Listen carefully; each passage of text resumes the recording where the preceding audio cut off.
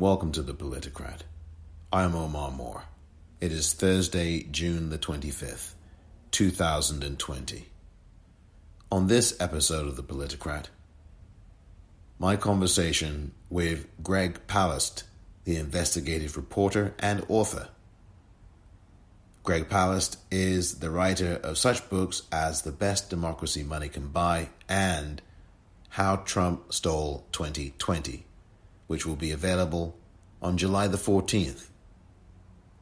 Greg is also going to be talking about a plan and strategy for what you can do to be prepared to vote this November. One of the very important things you must do is check your voter registration and do so regularly, I would say on a weekly basis. My conversation with Greg Palast. Next.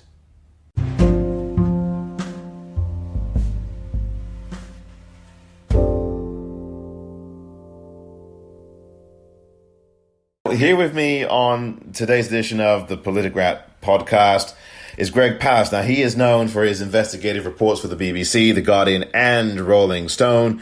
His bestsellers include The Best Democracy Money Can Buy, and his new book is called How Trump Stole 2020, The Hunt for America's Vanished Voters. It will be available in all good bookstores on July the 14th, and you can get his reports on voting and much, much more at gregpalast.com. That's GREGPALAST.com. Greg, thank you so much for joining me today. I'm really glad to be with you again. Wonderful, wonderful. Greg, now your book and what you've said on your website, which is a really good resource, and I urge a lot of people, everybody listening to this, to go check that website out that Greg has. 17 million votes have already been purged by the Republicans. Is that correct?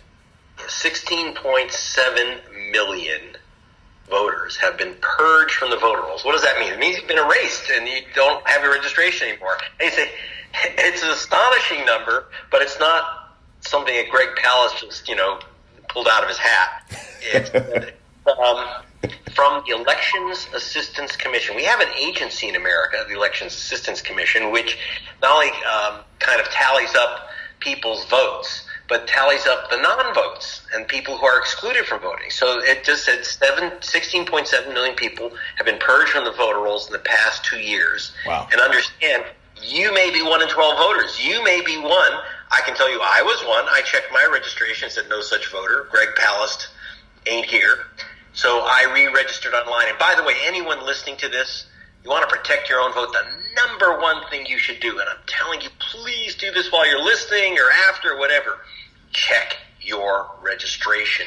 And the way you do that, in California, you go to the Secretary of State's office. That's most states, most people listening, or your local board of elections. But every state has the list of voters online. Make sure you are there, your name's spelled correctly, your address is correct.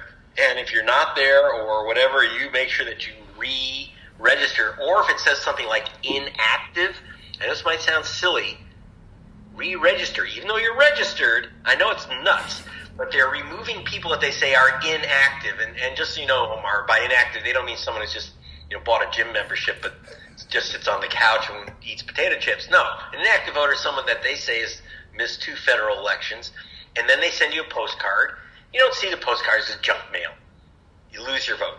So please check your registration. But yeah, that's the number one thing is people aren't getting because they're not registered. And here's the big, big, big danger, Omar. It's that if you're not registered, you're not going to get that mail-in ballot. Everyone is all excited about mail-in voting. Fine. In California, most people vote by mail. But the problem is, if you don't get your ballot, you can't mail it back in. If it's not mailed to you, how do you mail it back in? And here's the trick. This is the horrible statistic, the worst of all. 22% of all mail-in ballots never get counted. That's 1 in 5 mail-in ballots gets thrown in the garbage. Now, if it were random, that's millions. In 2016, 3.3 million absentee ballots were never counted. 3.3 million. You say, how does that happen? Well, number one, according to the MIT Caltech studies, it's in the book. People don't get the ballots in the first place. They don't mail them. I'll give you an example. Georgia, in this, just last 2 weeks ago, I was speaking to the head of the ACLU of Georgia, Andrea Young, and her father was mayor and UN, United Nations secretary, ambassador, etc. Sure. So this is not, and she's a top, a Harvard lawyer, a graduate. So this is a real expert person. Her husband got his ballot on June 10. The election was June 9. Oh, so God. he had to wait. You saw those people in line for hours and hours in Georgia. Right. Now, I'm going to tell you something I've been in Georgia an awful lot. And I can tell you something about the African American community in Georgia. These are not people who want to stand in the hot sun for 5 hours and possibly get a virus that will kill them. These are not foolish people, but they're dedicated to their democratic rights. The problem was, the reason you had these giant lines is that people asked for mail-in ballots and didn't get them. Secretary of State of Georgia, I told you about the inactive voters. Yes. He said, 500,000 voters are inactive, and therefore I'm not sending them the ballot. Others just simply got them late. Or, are you ready for this one? Another voting rights attorney, this time Yale Law School graduate, Stacey Abrams. Now, in the book, I have a lot about Stacey Abrams. I have an exclusive interview with her. She is a voting rights champion par excellence. What happened to her vote? So you'd say, well, of course she voted. She had no problems. Forget about it.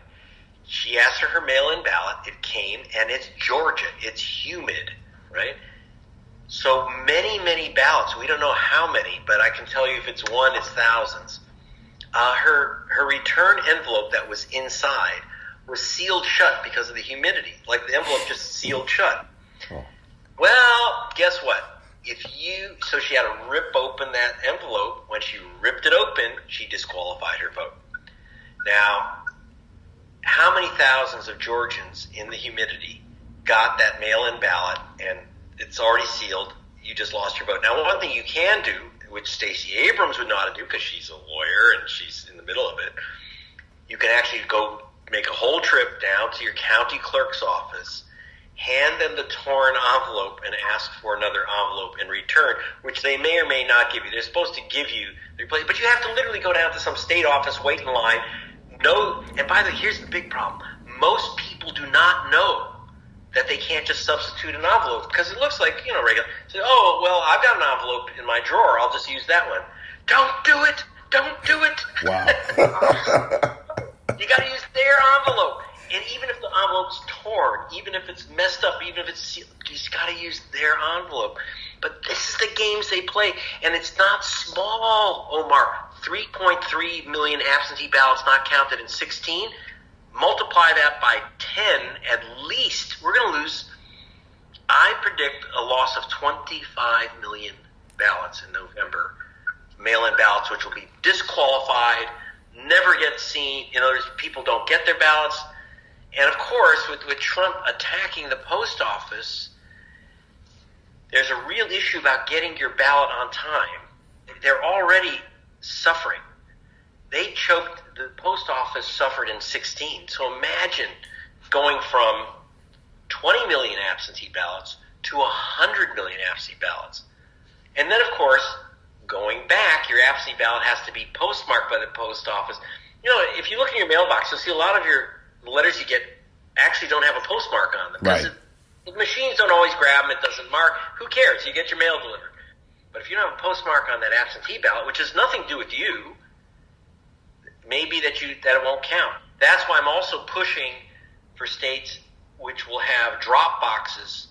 Try to avoid the post office. Get your mail-in ballot early. Fill it out super carefully. Oh my God, the number of ballots thrown out because, for example, a missing signature. Now, in some states, Wisconsin, Minnesota, you have to, if you mail in your ballot, you have to have a witness signature. Most people don't realize that. And you got to know if your witness is a qualified voter. in Alabama, where Doug Jones, the Democrat's running in a very tight race for re-election. Mm-hmm. If you're going to mail in your ballot, you have to have it notarized. Notarized. Oh my goodness! It's an epidemic. Okay, so and so there's the games that they play, and all of it is towards one thing: eliminating young voters and eliminating voters of color. That's how Trump stole 2020. That's how he's stolen. That's how he has stolen 2020. But we can bust the burglary. Check your registration. All 16 million people who've been dumped can get back on. You just have to literally just re-register. And it's unfair. It's ridiculous. It's racial. It's Jim Crow crap. But I'm sorry.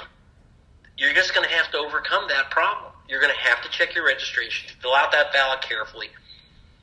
In some states, be careful that, for example, in Ohio, you better put 2 stamps on that envelope or you will lose your vote for postage due. 100,000 voters lost their vote in 2016 for postage due because they don't know, for example, you get a ballot and it says it has a little space for your put the stamp on, right? Right. And in Ohio, they had one little box, so people put 1 stamp. Well, you put 1 stamp, you just lost your vote because you need 2 stamps. The crap that they pull off, Omar. And look, I made the book. It's so horrible that I made the book as, very humorous. Of course. So how Trump stole 2020 has a lot of humor because it's actually so tragic that I can't have you just read horrible things and just cry for 300 pages. and we also have a comic book in the middle by the great Ted Rall, 48-page comic book, which I enjoy. But it's very important that we not despair. It's part of the underlying message of the humor, which is that, look, we can take back the vote.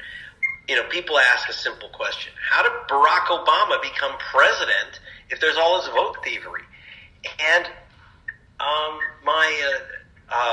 my writing partner, Rolling Stone, Bobby Kennedy, called him up and asked him.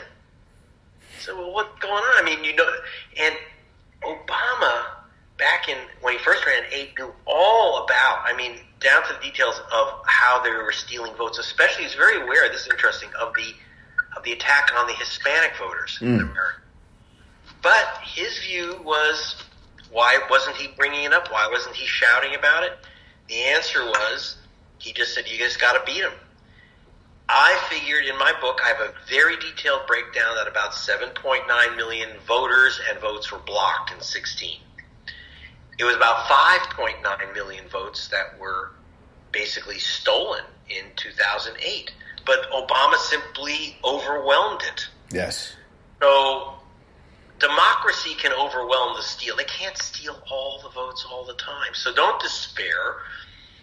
But you're going to have to take some action. Yeah, a lot of action. And one thing I did want to mention, as you are well aware, the GOP, in my view, are absolutely doing a dress rehearsal for this November with all of these precincts being closed. South Carolina, Wisconsin, Kentucky, Georgia. We've had this go on all over the country during these primaries. And that is a huge worry. I know you talk about not wanting to be despairing, and I totally agree. But that is something that's going to be a big problem this November, right? Yeah, it absolutely. I think dress rehearsal is the proper term. You got it right. What you saw in Georgia, Louisville, etc. The massive reduction in polling stations for the simple reason that you can't. The number one reason is that older people, and basically your polling stations are run roughly 70% by people over 60. So you're talking about people at high risk. They do not want to work at the polls, and actually, they shouldn't. I'm going to be 68 this week. Happy birthday. We work in a poll where I have 200 people coming in and I'm, looking at their IDs or, it's like, it's a death sentence for poll workers. And we saw this, 2 poll workers, at least in Milwaukee, got the virus. So what happened in Milwaukee, Wisconsin, in that primary, is that the number of polling stations went from 180 in the city of Milwaukee to 5. 180 to 5. This is in the book. And you have to understand, because they couldn't get the poll workers. But it also meant lines that go on forever again, because people are trying to get their ballots. In Wisconsin, you have the extra problem that you do need a witness signature for a mail-in ballot. So just create another impediment. So people say, I'll just go in and vote. Oh, boy, that's not so easy. In Louisville, they had the biggest city in Kentucky, they had one single voting station. Everyone had to go to the same stadium. Not everyone could drive.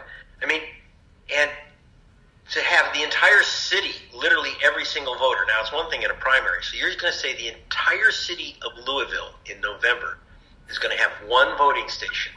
It is going to be two things. It's going to be a complete disaster, and it's going to be a death sentence for people. I mean, you literally have to take the chance on getting a deadly virus to vote.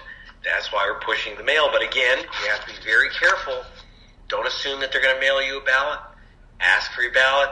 When you fill it out, don't screw it up. Follow the rules. My sister, who is a lawyer, lost her absentee ballot in California, in San Diego, because in the San Diego mayoral race, this is in the book a few years ago, there was no Democratic candidate. So a woman, Donna Fry, ran as a Democrat and won for the mayorship of San Diego with write-in votes. However, then the GOP, the Republicans, went to court and said, well, wait a minute. 5,000 of those mail-in ballots did not have a bubble properly filled in next to the candidate's name. So, and my sister was one of those, because in California you get to check if your vote's counted. So her ballot was disqualified because she didn't fill in the bubble. She's a lawyer. Okay? Now, these are the games that they play. So what? They're going to steal votes. They're going to steal millions of votes. They're going to block people from voting. They're not going to count ballots. If you're in the military, good luck getting a ballot and getting it counted.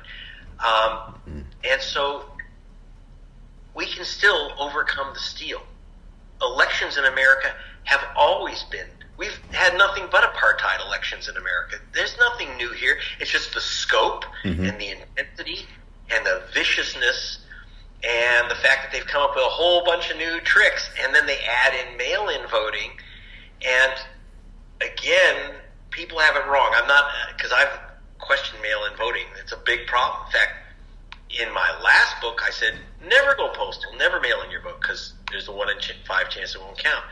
But we have no choice. Just don't be a fool when you fill out your ballot, and make sure that you get it. Check your registration, fill it out properly, etc. And help other people do it too. Absolutely, and I appreciate what you're saying there. One other thing for background, we know that one of the reasons why all of this activity has gone up to a fever pitch and that the Republicans are putting this in your face now, as opposed to being a bit more clandestine as in the past, is obviously the 2013 U.S. Supreme Court decision. We are actually on the 7th year anniversary of that, literally in the next couple of days or so, with Shelby versus Holder, which really eviscerated Section 4 of the Voting Rights Act. I mean, that is the genesis for all of this. Yeah.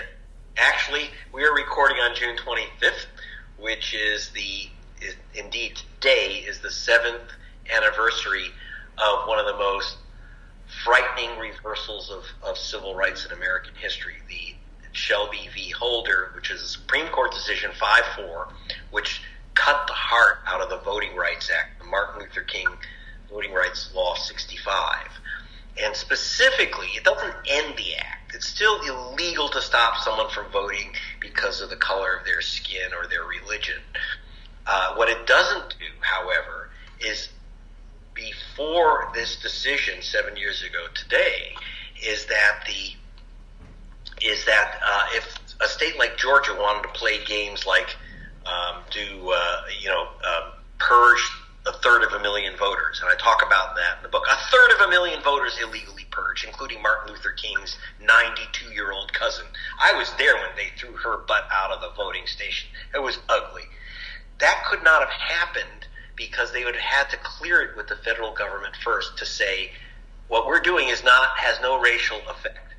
If we're going to one if we're crushing down voting stations in Milwaukee, a 90% black city, if we're going to have 5 voting stations instead of 180, they would have to get that approved by the federal government, which would never approve something like that. Right. I mean, clearly, you can't say, a black city, we're going to cut out 95% of your voting stations. Excuse me. You know, okay, we're letting you vote if you can find your voting station. And that's a huge problem. So the gutting of the Voting Rights Act was terrible, but we've had some, unfortunately, really bad decisions following on since then.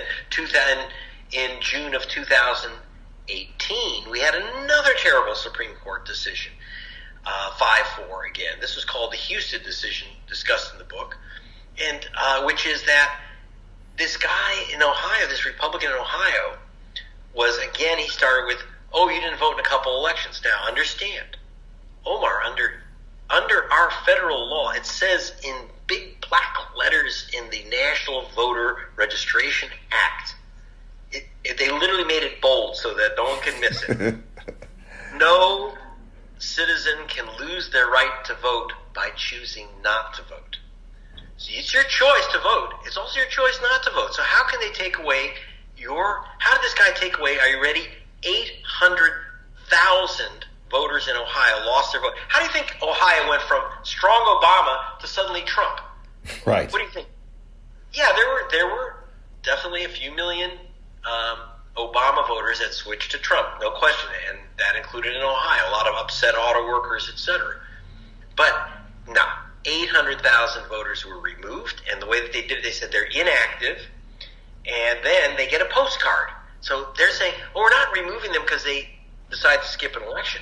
We're removing them because they moved. They left Ohio, right? They didn't vote. We send them a postcard, which looks like junk mail. You don't return it. You'll see the postcard in the book, by the way, and how Trump stole 2020. And you look at this, no one's going to fill out this piece of junk. But if you don't, you lose your vote.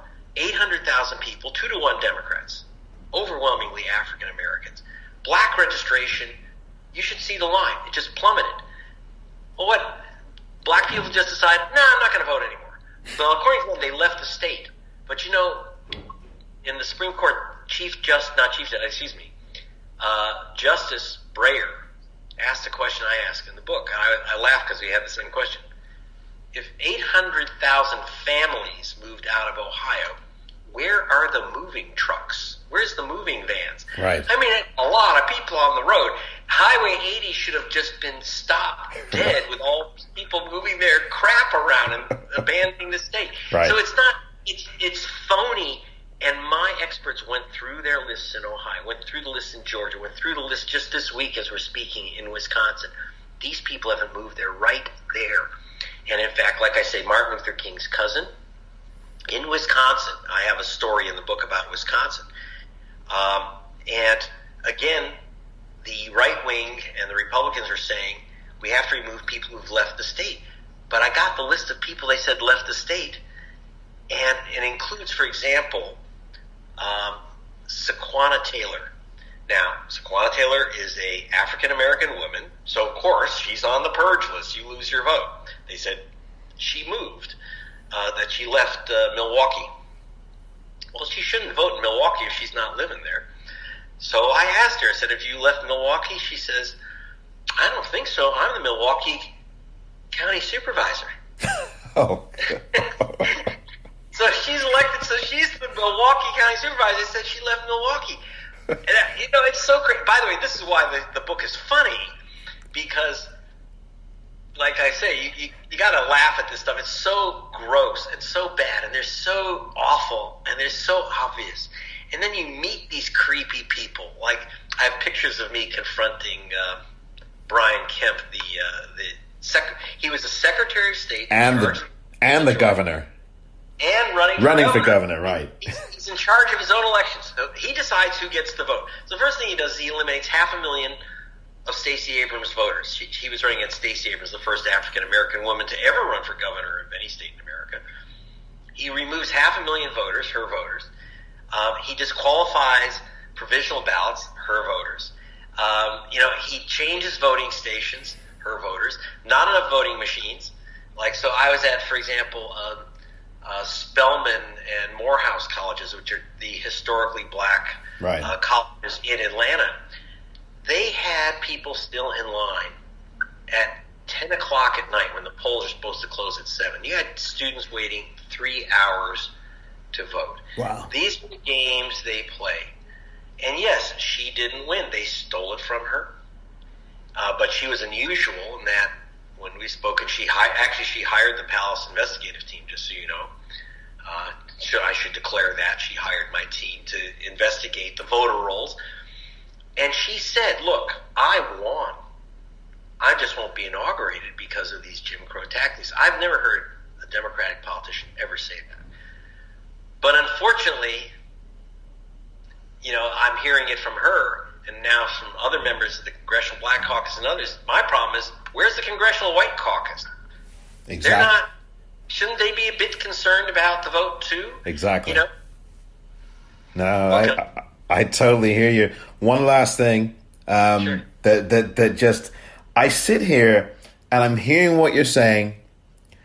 You've said it though. The most important thing is going to be voter education. Obviously, turnout's going to be huge. Turnout is a massive thing. But before we even get to turnout, as you've obviously pointed out already here, voter education in each of these states is going to be so key. Having a plan for voters devising a plan about how they're going to vote, what the ballot's going to look like, the filling out process, all of these things. Because if you've got what we're going to see, as we pointed out, a massive close down of precincts, and a lot of them without notice and last minute, yes, voters are going to have a plan literally now in June and in July about how they're going to approach this. Because, as you said, this is going to be one cluster you-know-what. Well, yeah, and I'm glad that you brought this up, because voting is not going to be as simple as, like I say, pick and lick. You pick a candidate, you lick a stamp, you mail it in. No. It's much more complicated. And therefore, you're going to have to work at it. So what? Okay, this is your country, your democracy. And yeah, it's not going to be easy to vote like it was 12 years ago. Those days is gone, okay? Number one, you're going to check your registration, because you're not voting unless you're registered. Okay, that's number one. And if they remove 17 million people, you think you're not one? I don't know. Maybe you're feeling lucky, punk? I wouldn't. I did. And as I said, I looked in California registration, Greg Palast, and said no such voter. I re-registered online. And register online, if you registered on those yellow pieces of paper you get at the DMV, you're probably not on the voter rolls. There's a very, very strong chance of nearly half of people who fill out paper registration forms never get to vote. And they're always shocked. They say, yeah, but I got the new driver's license and I filled out a form. Too bad. So always register. Check your registration online. If you're not there, register. The second thing, if you're going to go in, vote early and vote during the week when there's no one there, so it's safer and you don't have a long line. Assume long lines. Part of it is driven by the fact that they are going to say your people are not on the voter rolls, they don't like their ID, something, so they're going to shunt them to a provisional ballot. There's going to be all this discussion and arguments, so the line gets longer and longer, and they love it. They love it. They know that 250,000 people, according to MIT, in the last election walked away because the lines were long, and they weren't long everywhere. You'll see two pictures in my book, Omar. One is me in the line in Dayton, Ohio, where black voters were voting on Souls to Polls Day. It was a 5-hour wait. I go to Toledo suburbs to see how long does a white person have to stand in line? Nothing. There was no line. In fact, if you showed up, they gave you cookies and coffee. So there's white voting in America and Bantustan apartheid voting in America. That's what we're coming down to. It's kind of like a Bantustan setup. And we've just said, okay, I mean, you have to understand when people, I remember the Pew Charitable Trust, which I do go after in my book.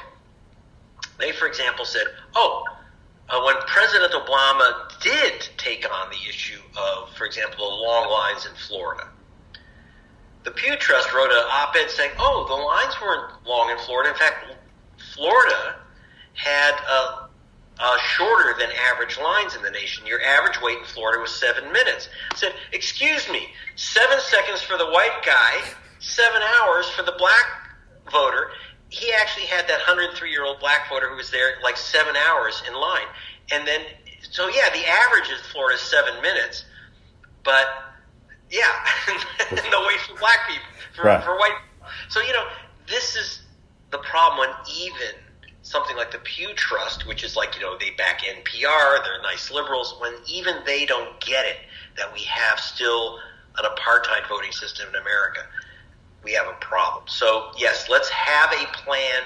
You want a plan, and if you're young, if you're a voter of color especially, have a plan. And that includes things like, Omar, like bring a voter ID. Now, for example, in California, New York, other places, you don't have to have an ID to vote unless it's your first time voting. Right. Okay. Well, guess what? If you are a black male, the chance you will be asked for your ID is about 67%. That includes states that don't require ID. You're black male? Where's your ID? I'll bet you've been asked for your ID. Oh, you know what? I actually haven't, but here's the strangest thing. Here in California, up here in San Francisco, I've actually produced my ID and someone said, no, put that away. That actually did happen to me. The exception. That's good. Well, I guess because San Francisco is a cool zone in America still. I don't worry about San Francisco. I don't worry about Seattle. I don't worry about Portlandia. I do worry about Milwaukee, Atlanta, Philadelphia, Houston, Phoenix. Right. Look. Yeah. Well, I want to tell you, thank you so much, Greg, for all your time here today. Greg Palast, of course, the writer and extraordinary investigative reporter. You can find him at gregpalast.com. His brand new book is How Trump Stole 2020. Thank you very much for your time, Greg. Really appreciate it. Special thanks again to Greg Palast for being a guest on today's Politicrat podcast. He can also be found, by the way, on Twitter at Greg_Palast. Greg_Palast. And special thanks to his team as well. Thank you for listening to this edition of the Politicrat. I'm Omar Moore.